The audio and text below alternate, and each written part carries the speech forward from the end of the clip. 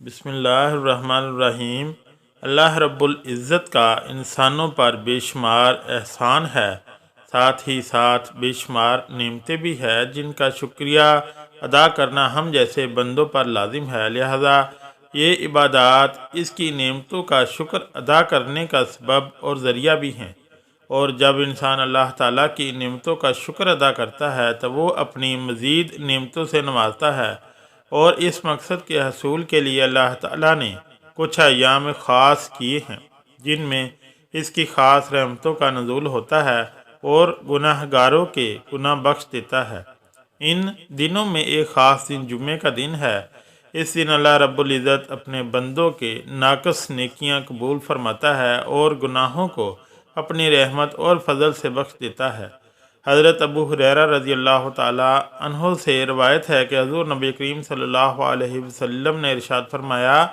ان سارے دنوں میں جن میں کہ آفتاب نکلتا ہے، یعنی ہفتے کے 7 دنوں میں سب سے بہتر اور برتر جمعے کا دن ہے۔ جمعہ ہی کے دن اللہ تعالیٰ نے سیدنا آدم علیہ السلام کو پیدا کیا، اور جمعے ہی کے دن وہ جنت میں داخل کیے گئے، اور جمعے ہی کے دن وہ جنت سے اس دنیا میں بھیجے گئے، اور قیامت بھی جمعے ہی کے دن قائم ہوگی۔ جمعے کا دن بہت ہی قیمتی اور بابرکت ہے، ہفتے کے دنوں کا سردار اور افضل دن ہے۔ اس کی عظمت اور شان کے لیے یہی کافی ہے کہ اللہ تعالیٰ نے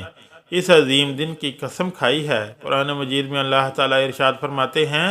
ترجمہ: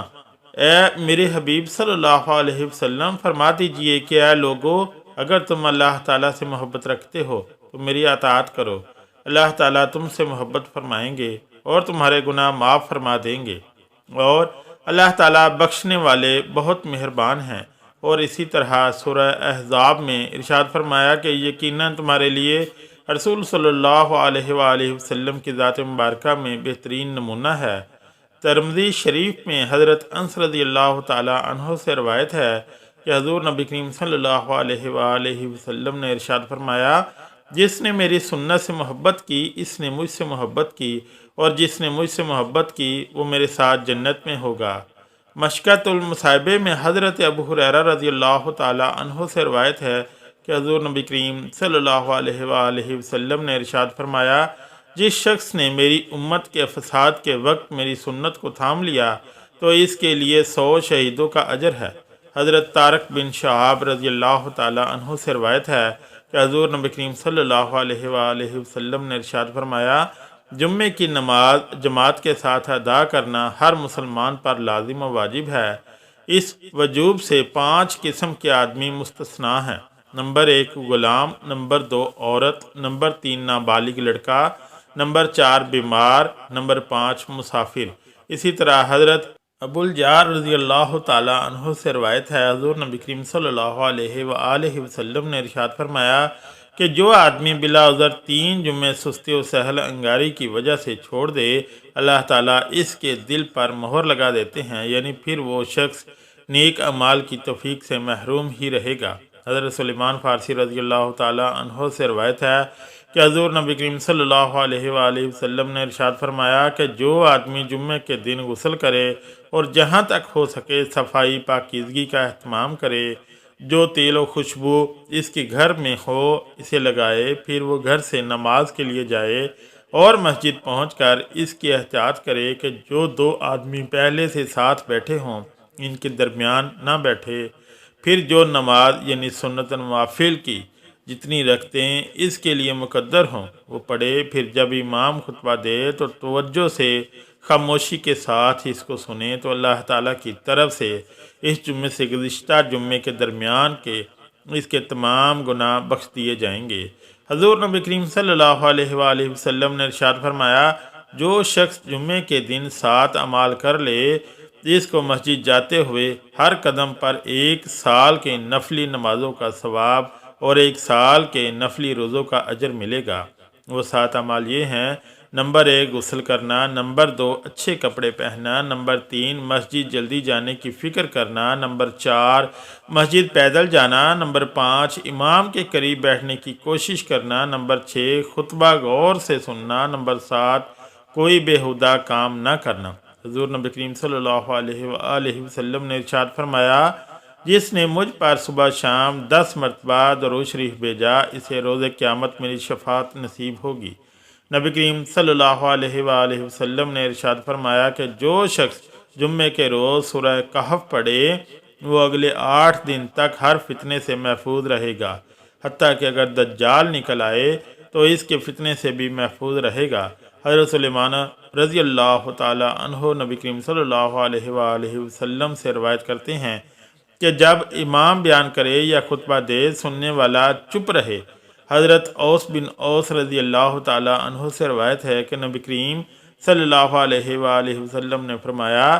جمعے والے دن جامع مسجد پہنچ کر امام کے قریب ہو کر بیٹھے اور خوب خاموشی سے سنے اور مکمل چپ رہے۔ احادیث شریفہ کی روشنی میں جمعے کے دن قبولیت والی گھڑی کے متعلق علماء نے 2 وقتوں کا ذکر کیا ہے۔ دونوں خطبوں کا درمیانی وقت جب امام منبر پر کچھ لمحات کے لیے بیٹھتا ہے، زبان کی بجائے صرف دل سے دعا کریں۔ نمبر 2، غروب آفتاب سے کچھ وقت قبل جمعے کے دن دعا مانگنا، خاص کر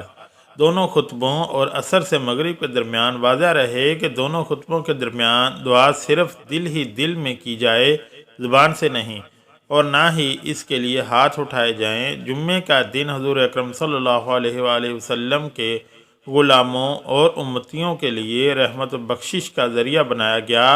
اور اسے سید الایام کہا گیا۔ جمعے کے دن میں ایک ایسی مقبول گھڑی ہے جس میں اللہ تعالیٰ کا کوئی بندہ جو کچھ اس سے مانگتا ہے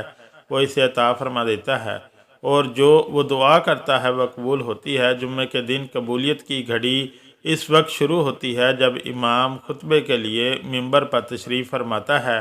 اور دوسرا خطبہ شروع کرنے سے پہلے یعنی دونوں خطبوں کے درمیان جو بھی دعا مانگی جائے وہ قبول ہوگی۔ دوسری گھڑی عصر کی نماز کے بعد شروع ہوتی ہے اور غروب آفتاب تک رہتی ہے۔